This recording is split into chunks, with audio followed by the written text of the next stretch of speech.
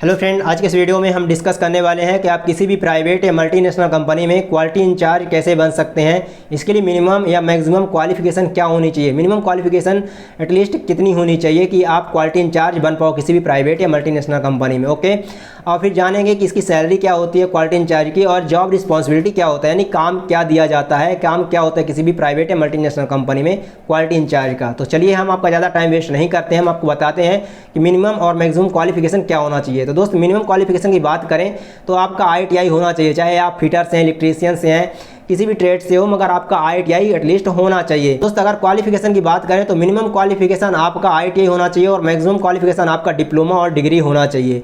दोस्त, अगर हम बात करें एलिजिबिलिटी क्राइटेरिया की, तो एलिजिबिलिटी क्राइटेरिया अगर आप ITI कर रखे हो तो आपके पास वर्क एक्सपीरियंस होना चाहिए, या क्वालिटी विजुअल इंस्पेक्टर या क्वालिटी इंस्पेक्टर के रूप में आपका जो है वर्क एक्सपीरियंस 1 से 2 साल का होना चाहिए। आपका ट्रेनिंग होनी चाहिए एज अ क्वालिटी डिपार्टमेंट में, और दोस्त एटलीस्ट आपके पास 1 साल का एक्सपीरियंस होना चाहिए ट्रेनिंग के बाद, यानी 2 साल का एक्सपीरियंस है तो आप क्वालिटी इंचार्ज बन सकते हैं अगर आपका क्वालिफिकेशन ITI है तो।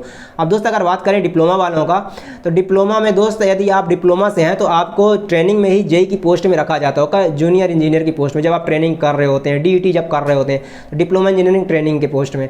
तो यहाँ पर आप डायरेक्ट इंचार्ज नहीं होते, यहाँ पे आप भी जैसे ITI का बंदा काम कर रहा होता है विजुअल इंस्पेक्टर या क्वालिटी इंस्पेक्टर के रूप में, तो आप भी क्वालिटी डिपार्टमेंट में आपका काम यही होता है। फिर उसके बाद जब आप यहाँ पर 1 साल का एक्सपीरियंस हो जाता है, आपका ट्रेनिंग कंप्लीट हो जाता है, तो आपको इंचार्ज बना दिया जाता है, आप JEE की पोस्ट में आ जाते हैं, जूनियर इंजीनियर की पोस्ट में। दोस्त, अगर आप इंचार्ज बनना चाहते हैं तो यदि आप क्वालिटी डिपार्टमेंट में हैं तो दोस्त आप क्वालिटी डिपार्टमेंट में आप इंचार्ज ही बनते हैं। ओके, क्योंकि यदि आपकी ट्रेनिंग क्वालिटी डिपार्टमेंट में है और आप उसी कंपनी में रहते हैं तो आपको जब पोस्ट इंक्रीमेंट होगा तो आपको इंचार्ज ही बनाया जाएगा।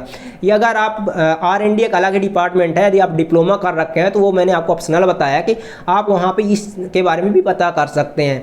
तो मिनिमम क्वालिफिकेशन और मैक्सिमम क्वालिफिकेशन के बारे में आपको पता चल गया है। आप चलिए जान लेते हैं कि सैलरी क्या होती है, क्या सैलरी मतलब वहाँ पे लगाते हैं क्वालिटी इंचार्ज की। तो क्वालिटी इंचार्ज की जो सैलरी अगर बात करें दोस्त, तो वहाँ पर 17 से 18 हज़ार रुपये फ्रेशर बंदे की, जिस बंदे को 1 से 2 साल का एक्सपीरियंस क्वालिटी डिपार्टमेंट में रहता है और उसको इंचार्ज बनाया जाता है, तो 20 से 22 हज़ार रुपये उसकी सैलरी रहती है। अदरवाइज यदि आप फ्रेशर में एज अ कैंपस प्लेसमेंट आपका होता है, डिप्लोमा आप करके डायरेक्ट आपका कैंपस प्लेसमेंट होता है, तो आपका डायरेक्ट वहाँ पर 17-18 हज़ार रुपये फ्रेशर में आपको लगाया जाता है।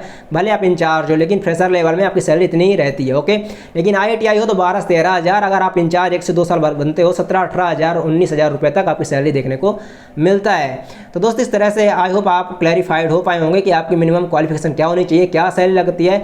अब बात करें जॉब रिस्पॉन्सिबिलिटी की कि क्वालिटी इंचार्ज की क्या जॉब रिस्पॉन्सिबिलिटी होती है, तो दोस्त वहाँ पे जो विजुअल इंस्पेक्टर होते हैं, जो क्वालिटी में डिपार्टमेंट में काम कर रहे होते हैं, क्वालिटी चेक कर रहे होते हैं, तो उन्हीं को आपको हैंडल करना होता है, डॉक्यूमेंटेशन को देखना होता है, जो भी प्रॉब्लम आ रही होती है क्वालिटी में तो उसको देखना होता है, और इंजीनियर को जो भी आपके डिपार्टमेंट में जो भी इंजीनियर है उसको बताना होता है कि क्या प्रॉब्लम आ रही है, क्या एक्चुअल में साइट में जो भी आप देख रहे हो जिस साइट को, तो वहाँ पर क्या प्रॉब्लम चल रही है। जो भी प्रॉब्लम होता है तो आप डॉक्यूमेंटेशन में करते हो, सारा काम डॉक्यूमेंटेशन का आपका रहता है, सारा डाटा फिल करना कंप्यूटर में, सारा डॉक्यूमेंट चेक करना, जो भी लोग चेक कर रहे हैं उनका डॉक्यूमेंट चेक करना, और किसी भी चीज़ में प्रॉब्लम हो जाती है जो चेक कर रहे हैं, जैसे गेजेस में प्रॉब्लम हो गई, कुछ भी प्रॉब्लम हो गई, तो आपको ही हैंडल करना पड़ता है क्योंकि आप इंचार्ज हैं। एटलीस्ट 4 से 5 इंस्पेक्टर आपके अंडर में होते हैं, यानी कि जो क्वालिटी चेकर आपके अंडर में होते हैं, तो आप एज ए इंचार्ज काम करते हो, तो आपको उस लाइन की पूरी जिम्मेदारी आपके पास होती है। इंजीनियर डायरेक्ट आपसे ही पूछता है। ओके, अगर आपने डिप्लोमा कर रखा है, जब डिप्लोमा के बाद आप वहाँ पे इंचार्ज आपको बनाया जाता है किसी भी प्राइवेट या मल्टीनेशनल कंपनी में, तो दोस्त वहाँ पे क्या होता है कि आपके ऊपर सीनियर इंजीनियर मैनेजर होता है, वो डायरेक्ट आपसे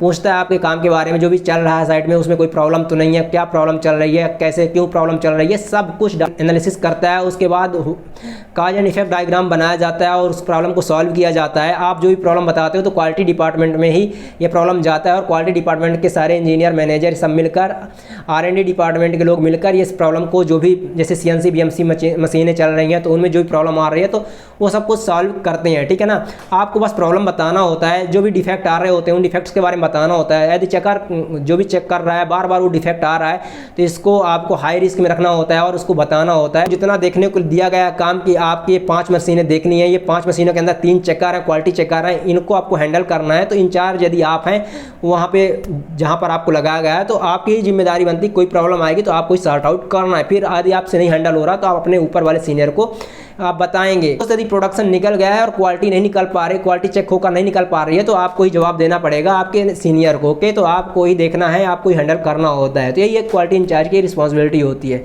धन्यवाद चैनल विजिट करने के लिए। वीडियो हेल्पफुल लगा तो प्लीज़ चैनल को भी सब्सक्राइब कर दीजिएगा।